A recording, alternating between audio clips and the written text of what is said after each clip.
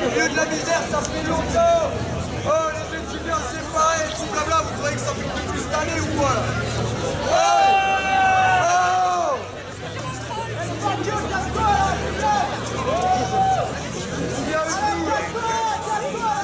Viens avec nous là, viens. Bon, on rentre ou pas là? On est trop nombreux pour rentrer, ça vous dit on fait ça sur la victoire? Il y a bien fait une vidéo de tout le monde qui rentre là.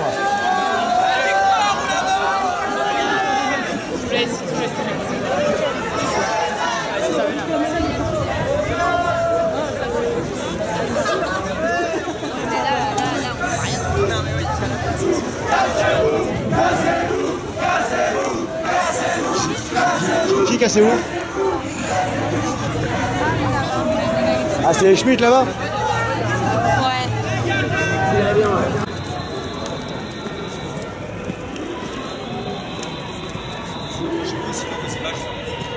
Comment? Approchez-vous, sinon vos images seront floues. Ah non, ça... Pourquoi vous ne me demandez pas en fait? C'est très net parce que vous êtes policier Et que vous n'avez pas droit à l'image. Parce que vous représentez l'État. non, ça veut dire quoi? Ça veut dire quoi? Ça veut dire que c'est la loi en fait. Nul n'est censé ignorer la loi. Et alors j'ai le droit de vous filmer et de ne pas vous flotter. Vous avez le droit, oui, ça ne pose aucun problème. Oui, vous. Par contre, je ne vous reconnais pas avec la barbe. Et ça va me revenir. Il paraît que vous avez fait des choses pas terribles. Ah bon? Quand? Je sais pas quand. À quelle occasion? Un peu connu Stéphane, on connaît tout le monde. Ouais. Par contre, je vous ai tutoyé un moment ou pas? Je me souviens pas si je vous ai tutoyé ou pas. Ah, je sais pas quelque chose quand même. Ah bah c'est bien alors, c'est déjà ça. Bah ouais. Qu'est-ce que vous faites là? Là, je regarde ce que vous faites vous. Bah tu vois très bien ce qu'on fait non? Bah non, je vois pas trop là. Bah c'est nager. Alors expliquez-moi, vous faites nager à l'extérieur? C'est ça. Ouais, parce qu'il y a trop de monde. C'est ça. Et on veut pas qu'il y ait de dégradation. Regarde, il y a les postiers qui arrivent. On veut pas qu'il y ait de dégradation. Du coup, on se dit, il vaut mieux qu'on reste à l'extérieur. C'est raisonnable. Et on dit, Vous êtes à la fac? la sélection, c'est dégueulasse. La sélection, c'est dégueulasse. Quand je pose une question, vous répondez pas. Mais moi. Ah pardon. Et vous êtes à la fac de médecine? Oui. Oui. Oui. D'accord. Je pense que vous foutez de ma gueule. Mais bon, après. Comme ça, on est deux alors. C'est une analyse. Pardon? Je dis comme ça, on est deux. Pourquoi? Parce que vous aussi, vous foutez notre gueule. Pas du tout, non. Pourquoi je suis foutu de ma gueule?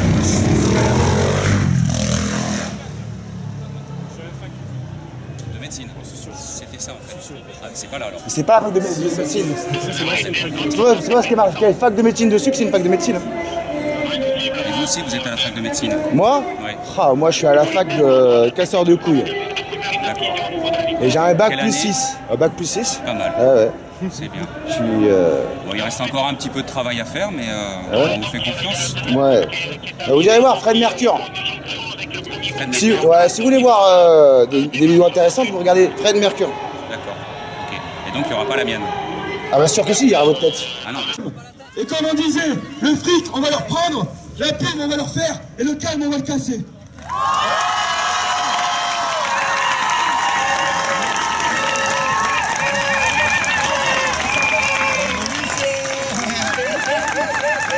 On a eu un témoignage des camarades postiers. Je pense qu'on a encore des camarades d'autres secteurs qui sont présents. S'il y a des personnes de la santé ou d'autres secteurs, venez prendre le micro, expliquez pourquoi vous luttez. Et en attendant, on a une lutte à mener. On doit tous la mener ensemble, c'est la seule manière. Donc nous appelons à continuer dès demain, à nous réunir à la victoire à 1h30 l'après-midi, dès demain, à 13h30. Pourquoi demain? On veut la révolution, on la veut pas. On fait la révolution, camarades. Et pour la faire, on a besoin... La santé?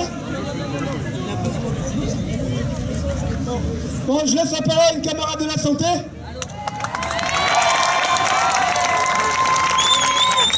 Monsieur Pitot, je crois qu'on n'a pas besoin de raconter parce que la télé est bien obligée de le montrer. C'est la catastrophe. C'est comme à la Poste. C'est à peu près les mêmes salaires qu'à la Poste. C'est les mêmes conditions de travail. C'est les mêmes salaires que chez Ford.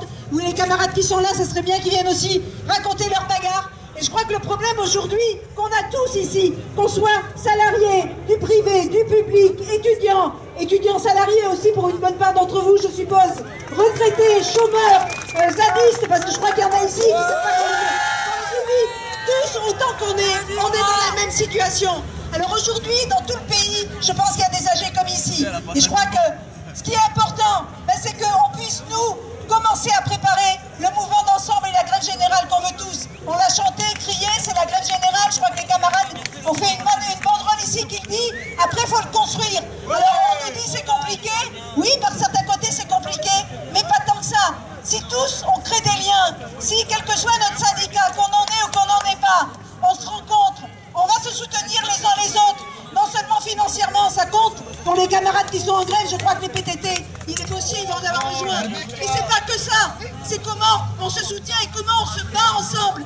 Parce que notre ennemi, du public, du privé, c'est partout le même. Les camarades de Ford, ils ont une multinationale américaine face à eux. Les camarades de Carrefour, je ne sais pas s'il y en a ici, qui sont aussi avec des licenciements, ils ont une multinationale bien française. Nous, dans les hôpitaux, on a un patron, il s'appelle Macron, Buzyn et compagnie. C'est les mêmes qui pleurent sur les camarades de Ford. Alors je crois qu'aujourd'hui, les cheminots, il ne doit pas en avoir beaucoup ici parce qu'ils sont tous montés manifester à Paris.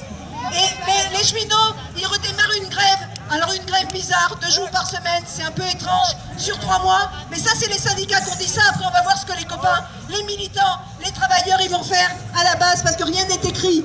Et ils commencent ça le 3 avril. Alors c'est dans longtemps, on a plein de choses à faire avant. Mais je crois que tous, quel que soit notre secteur, avec ou sans boulot, quoi que ce soit, il faut qu'on ait cette date en tête. Parce que le 3 avril, ça peut être le début de quelque chose. Enfin, le début, c'est aujourd'hui. Et ça peut être la continuation de quelque chose dès le 3 avril. Et entre les deux, demain matin, je ne crois pas qu'il l'ait dit au micro, mais j'ai entendu tout à l'heure que les postiers, ils se sont donné rendez-vous à 9h à Saint-Projet. C'est pas loin du tout, les copains de la fac. Hein. Et après, ils vont sur Mériadec.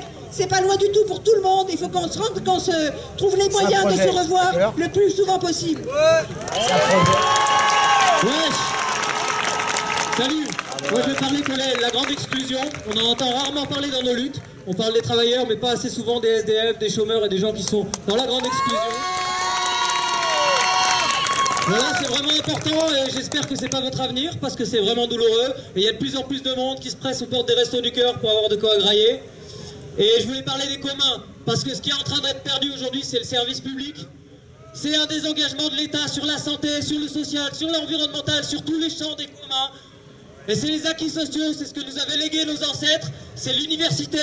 Et c'est un enjeu essentiel, la fac, parce que c'est là qu'on capitalise, j'aime pas ce mot-là, mais le savoir pour le transmettre aux générations à venir. Et c'est autre chose que de faire des banques pour capitaliser de l'argent. Peut-être que le savoir ne doit pas appartenir exclusivement à l'université, mais en tout cas, c'est pas une mauvaise chose si on a une université libre qui transmet librement la connaissance et qui fait en sorte que les gens comprennent mieux ce que c'est qu'un projet collectif de société et qui peuvent s'y impliquer. Donc il faut que tout le monde se réunisse autour des plus pauvres parce qu'on est en train de crever. Ne touche pas le bras. Et autour des étudiants parce que c'est une lutte qui est centrale avec celle de la santé. C'est 2 champs qui sont des champs sacrés et qu'on ne doit pas abandonner. Et maintenant, je vais passer la parole à Ford.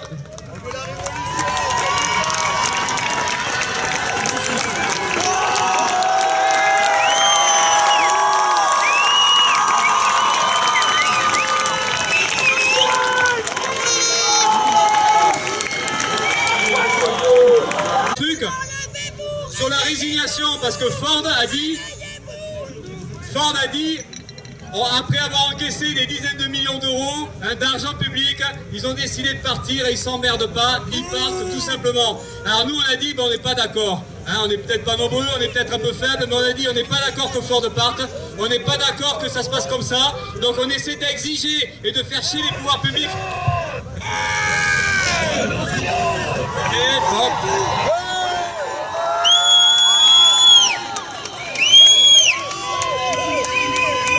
L'idée, c'est de ne pas se résigner, de dire, même d'avoir le culot de dire non, de s'opposer à ce qui apparaît comme une fatalité, donc de dire non au choix de la multinationale et d'essayer de dire au pouvoir public, à l'État, au gouvernement qu'ils ont autre chose à faire que de filer de l'argent et de laisser faire après les multinationales de partir comme elles veulent. Donc c'est cette idée-là aussi qu'il faut qu'on ose des choses et qu'à nombreux, on peut à un moment donné faire basculer les choses dans le bon sens. Voilà.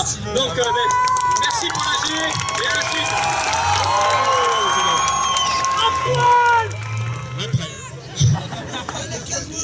Bon, comme vous le savez tous, depuis l'arrivée du nouveau gouvernement, les mesures s'accumulent sur l'ensemble des secteurs.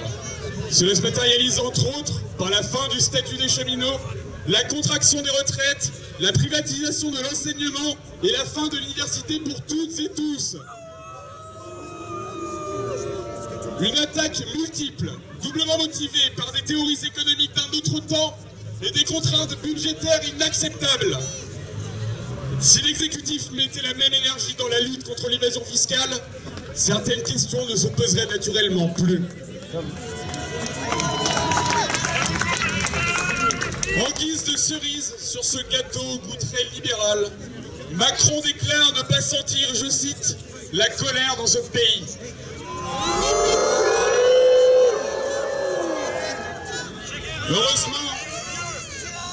Heureusement pour nous, l'histoire ne s'est pas faite sans contestation. Et c'est sous le signe d'un anniversaire très particulier qu'étudiants et étudiantes, militants et militantes, travailleurs et travailleuses, retraités et retraités ont aujourd'hui battu le pavé. T'as oublié les zadistes. Comme Bendit et ses amis ont refait l'histoire à 22 mars. Nous refont l'histoire à 22 mars. Je rappelle donc une mobilisation générale. Ce soir, si vous le souhaitez, mais demain, après-demain et la semaine prochaine aussi. On fera plier le gouvernement, tous ensemble.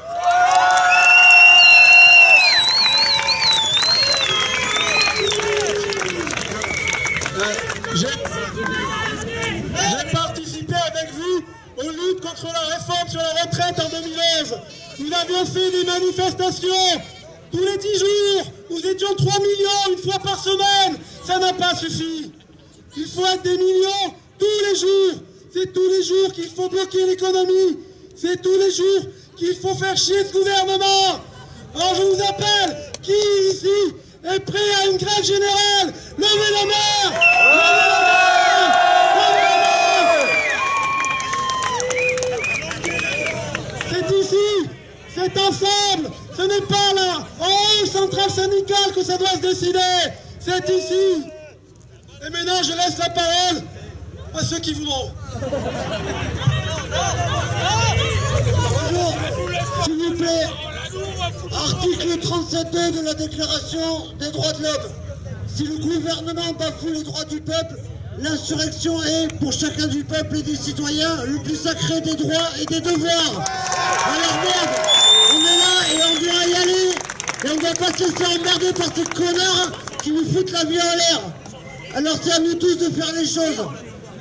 Si eux là où ils ne savent pas le faire, moi je ne sais pas faire grand chose tout seul, mais à nous tous on va y arriver peut-être. Alors merci, s'il vous plaît, on y va.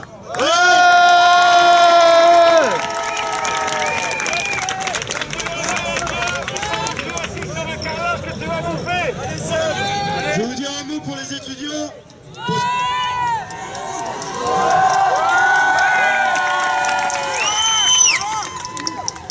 Je ne sais pas si tout le monde est au courant de ce qui s'est passé ici, mais on lutte depuis des mois contre la sélection à l'université, contre l'augmentation des frais de scolarité. Et on occupe cette fac. La présidence a utilisé des moyens dégueulasses pour nous réprimer. Ils ont expulsé l'Amphijatrac très violemment le 6 mars. Mais rassurez-vous, ils sont un peu plus malins que ça. Une fois qu'ils ont compris que la répression n'avait pas fonctionné, qu'on a réoccupé l'Amphijatrac et qu'on a ensuite pris toute la fac depuis une semaine, ils ont décidé de passer à la vitesse supérieure.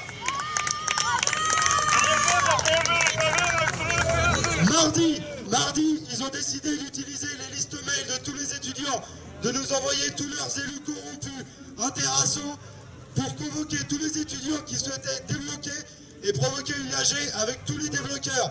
Mardi, on s'en est sorti, ils nous ont envoyé 500 débloqueurs. Ils nous ont emmerdés, ils nous ont empêchés de faire l'AG. On a été obligé d'argumenter contre eux, de répéter encore pourquoi on bloquait. On a fini par voter, après 6 heures d'AG où ils nous ont emmerdés, de maintenir le blocage. Aujourd'hui, on a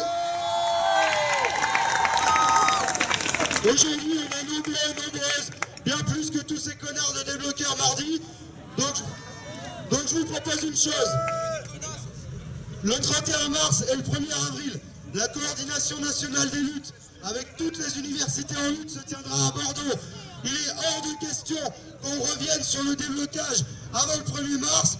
Donc puisqu'ils veulent des grosses AG où ça vote, on peut voter maintenant de ne pas revenir sur le déblocage jusqu'au 1er avril.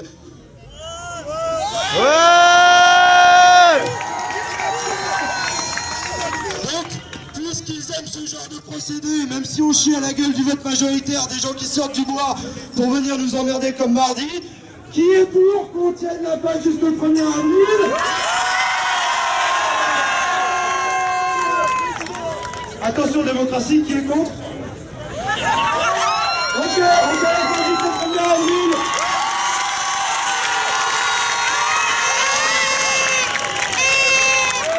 Comme vous savez tous, il y a des caméras partout sur Bordeaux.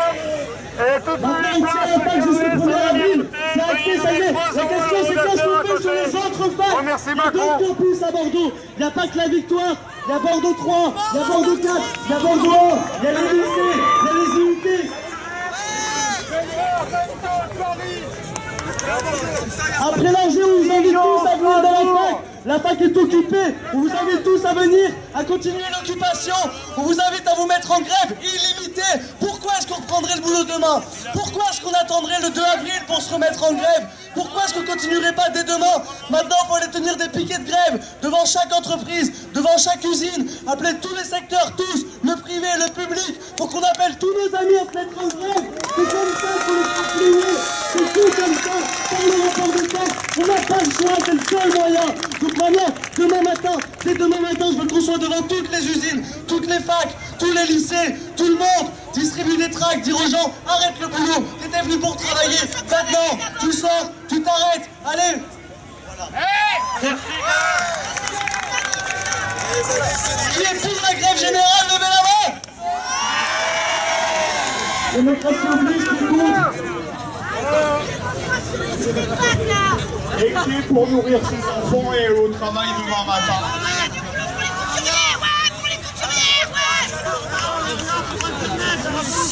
Pour ceux qui douteraient de la cohésion des actions, nous les étudiants on se bouge à chaque fois, les autres ils se sont bougés, il y a une putain de cohésion qui s'est créée, on l'a vu sur cette manif, donc vraiment n'hésitez pas, soyez pas timides, vous avez vu la fac elle est ouverte, on n'a pas fait ça en faisant des mille et des cents, on s'est bougé le cul, Ford il se bouge le cul, les cheminots aussi, on est allé tracter avec eux, c'est vraiment pas compliqué, il faut juste avoir envie de le faire, il faut juste avoir envie de gagner, c'est pas compliqué, on est beaucoup là-haut, ils sont très peu. Ouais, la grève des retraités aussi, je sais pas combien c'était des milliers. Pardon, excusez-moi, s'il y en a qui veulent parler, a été éliminé, notamment au niveau des retraités.